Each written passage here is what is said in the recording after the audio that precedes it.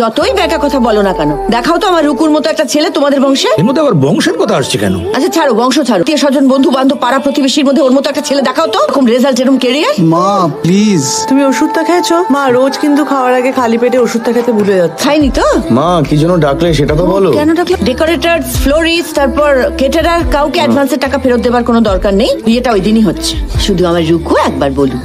দেখ না রুকু, দেখ ছবিগুলো, দেখ এই মেয়েটার চোখটা, দেখ কি সুন্দর, দেখ একবার। পিএইচডি করছে মেয়েটা। বোমা তুমি কোথায় চললে? এদিকে এসো। অমলেটটা বসিয়ে এসছি। আর শর্টলিস্ট করো, তুমি তো করবে, তোমার কাজ এগুলো, আমাদের কাজ। আমরা ব্যাক ডেটেড নাও, দেখো। আরে রুকো, রুকো।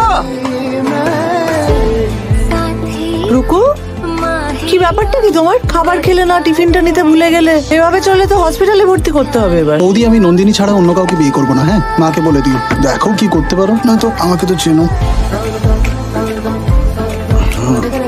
শোনো না। কি